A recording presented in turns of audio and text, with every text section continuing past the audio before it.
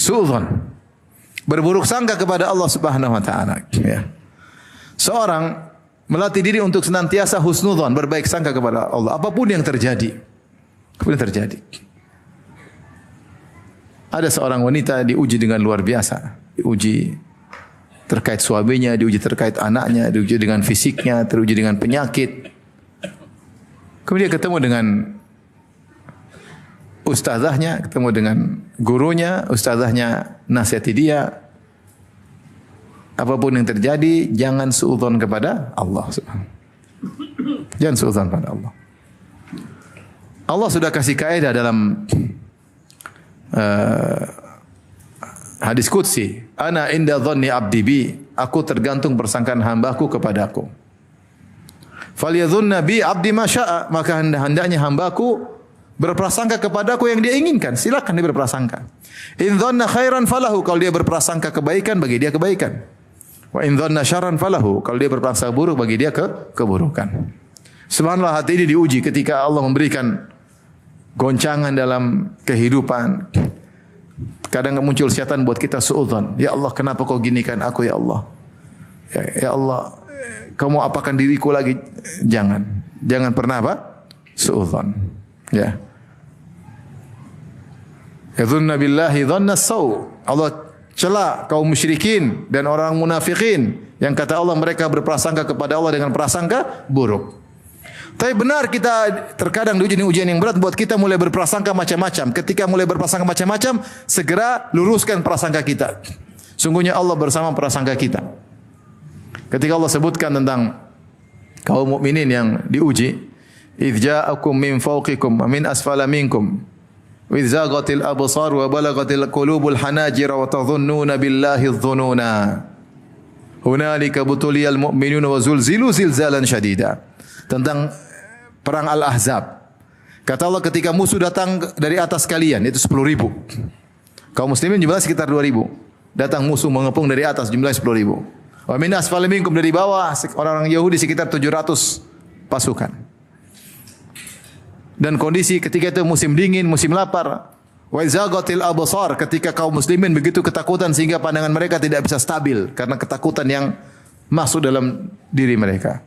Wa balagatil qulubul hanajir, ketika hati mereka sudah naik, jantung mereka naik ke kerongkongan saking ketakutan, deg-degan yang luar biasa. Karena mereka cuma 2.000 dikepung dengan 10.000. Dari dalam kota Madinah juga ada pengkhianatan dari orang Yahudi Bani Quraidah. Ya. Ya. Waktu Allah wa tadhunnuna billahi dhununa, maka kalian berprasangka kepada Allah dengan berbagai macam prasangka. Itu bisa menimpa siapa saja. Kita ditimpa, kita mulai prasangka-prasangka. Nah, ketika muncul prasangka-prasangka yang tidak benar, buruk, segera kita lawan. Kenapa kau berprasangka sama Allah? Bukankah selama ini kau diberikan kebaikan? Bukankah selama ini doamu dikabulkan? Bukankah selama ini kau disayang? Bukankah selama ini kau diberi petunjuk oleh Allah Subhanahu wa taala? Bukankah selama ini kau menghadapi musibah terus kau bisa melewatinya? Berprasangka baik.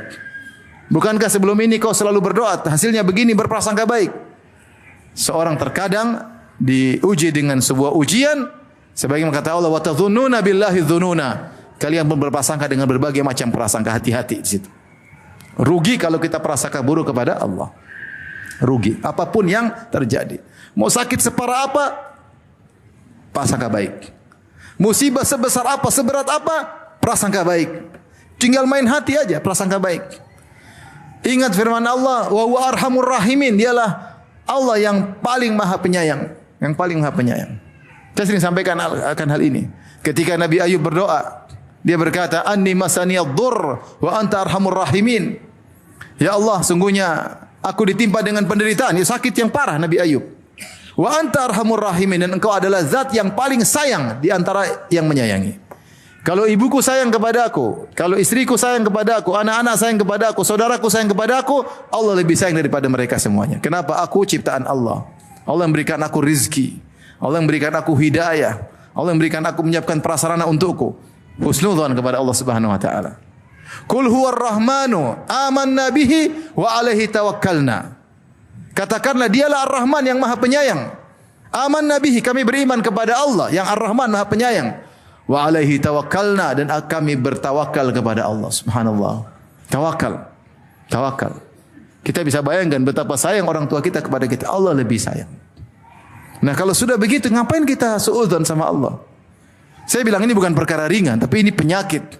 Seorang sering suudzon kepada Allah penyakit. Dan kalau dia sudah sering suudzon, terjadi apa yang dia suudzon tersebut. Dia berprasangka buruk, mulai dia terjatuh, sesuai dengan yang dia sangkakan. Seorang senantiasa berprasangka baik, sampai terkena musibah, bilang apa? Alhamdulillah ala kulli hal. Segala puji bagi Allah atas segala keputusannya. Di balik ini pasti ada hikmahnya. Pasti ada hikmahnya. Enggak mungkin enggak ada hikmahnya. Ya. Sehingga seorang kemudian tidak berprasangka buruk kepada Allah. Suatu hal yang sangat rugi berprasangka buruk kepada Allah. Seperti sifat orang-orang musyrikin dan sifat orang-orang munafikin. Makanya sebagian ulama mengatakan Allah telah memutuskan uzur bagi orang yang menderita dengan adanya kisah Nabi Ayub alaihissalam. Nabi Ayub, apalagi musibah yang menimpa dia. Apakah dia suudzon? Tidak. Dia mengatakan, wa anta arhamur rahimin. Engkau adalah zat yang paling maha penyayang. Tetap husnudzan. Tetap husnudzan.